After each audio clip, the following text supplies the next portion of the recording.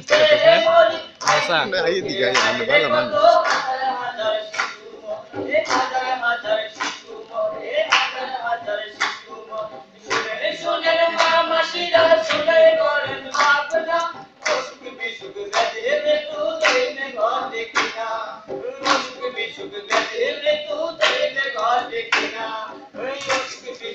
বাবা দেওস না নাস্তা আসতে গেছে